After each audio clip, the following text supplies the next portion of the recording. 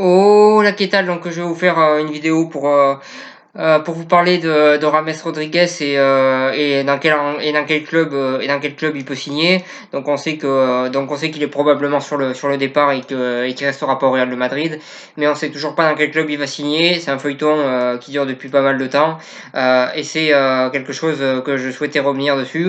Je vais pas revenir sur le transfert de Neymar parce que tout le monde en parle et je trouve que c'est très très répétitif et j'ai pas envie de dire la même chose que ce que tout le monde a dit. Donc voilà, je préfère parler d'un sujet qu'on parle un petit peu moins en France, mais parler d'un sujet qui reste intéressant. Et c'est pour ça que je vais parler de Rames Rodriguez et pas de Neymar, vu qu'on parle à l'heure actuelle que de ça. Voilà sur ça. Ensuite, pour en revenir donc à Rames Rodriguez, donc on sait qu'il sera probablement pas gardé au Real de Madrid. Je pense honnêtement qu'il va partir du Real de Madrid. Voilà, le Real de Madrid compte plus sur lui. Il est revenu de 2 ans de prêt au Bayern Munich, mais le Real compte plus trop sur lui et je le vois pas rester. Je pense qu'il rentre pas dans les plans de Zinedine Zidane. Donc avant de parler de ses possibles transferts, je souhaitais revenir un petit peu sur sa carrière, parce que quand on parle d'un joueur, on parle aussi de sa carrière. Donc en sélection colombienne, il fait des bonnes choses dans sa globalité avec la sélection colombienne. C'est clairement lui le meneur offensif de cette équipe et il fait des très très bonnes choses avec cette sélection. Bon, il y a des matchs qui passent un petit peu au travers, mais globalement ce qu'il fait avec la sélection colombienne est très bien et très intéressant et il est beaucoup plus régulier dans sa sélection qu'en club. Donc voilà sur ça. Ensuite, pour en revenir à sa carrière, donc on va partir dès le début, donc dès qu'il a commencé avec Porto, enfin pas dès le début, mais dès qu'il est arrivé en Europe, donc il a commencé à Porto, il a fait des bonnes prestations avec Porto.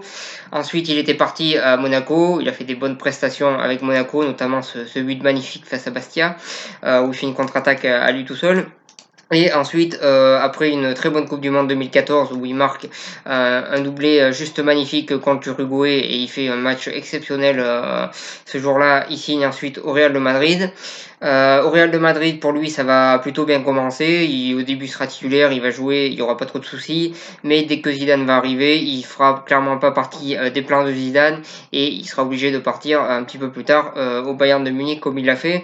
Donc voilà, au début, c'était plutôt bien parti. Ensuite, il n'est pas rentré dans les plans de Zidane et malheureusement pour lui, il a dû partir au Bayern. Au Bayern, la première saison, c'est bien passé pour lui. Il a fait de bonnes prestations, il n'y a rien à dire là-dessus. Et la deuxième a été compliquée. Donc voilà, il y a beaucoup de choses qui sont compliquées dans la carrière de Rames Rodriguez. C'est dommage parce que c'est un joueur que je trouve très talentueux. Malheureusement, je trouve qu'il confirme pas totalement tout son potentiel. Je trouve ça un petit peu dommage. Donc voilà sur ça. Et pour en revenir donc sur les transferts possibles, donc il y en a deux qu'on entend beaucoup parler, c'est le Napoli et c'est l'Atlético de Madrid.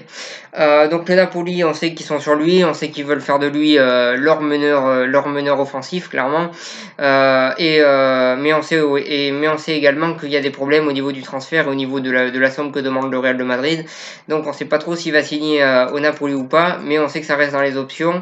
Mais le Napoli est en train de prendre un petit peu de retard parce que apparemment il y a des problèmes, notamment au niveau du transfert et peut-être même au niveau du salaire. Donc voilà sur ça. Mais le Napoli est une possibilité et ça serait pas mal de voir Rames là-bas. Je pense que ça le relancerait et ça lui permettrait d'avoir du temps de jeu et d'être un joueur important de cette équipe-là. Donc pour moi, ça serait un bon choix qui signe là-bas. Et donc le deuxième choix, c'est l'Atlético de Madrid.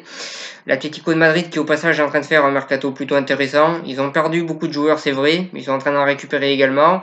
Ils ont récupéré le latéral anglais, donc j'ai oublié le nom, très Pierre je crois. Et ils ont également recruté le jeune joueur portugais qui joue au Benfica, qui est originaire de Viseu. C'est tout simplement João Félix. Donc voilà, là aussi c'est une bonne recrue. On va voir qu'est-ce que ça va donner, mais c'est un joueur très prometteur. Et donc ils veulent aussi Rames Rodriguez. Donc voilà, offensivement ils essayent un petit peu de se relancer. Et honnêtement, ça serait une très bonne recrue pour l'Atlético de Madrid d'avoir Rames Rodriguez, qui là aussi, ça pourrait lui permettre de se relancer et d'avoir un rôle important, je pense, dans cette équipe de l'Atlético de Madrid. Donc ça peut être un choix intéressant aussi. Donc voilà, il a 2 choix intéressants devant lui. On sait que l'Atlético de Madrid, au niveau de la somme, apparemment, ça pose pas de problème. Au niveau du salaire, ça devrait le faire aussi. Donc voilà, l'Atlético est prêt à mettre l'argent sur la table. Après, le Napoli avait un petit avantage sur eux, mais ils sont en train de prendre un petit peu de retard et ils sont à peu près au même niveau à l'heure actuelle.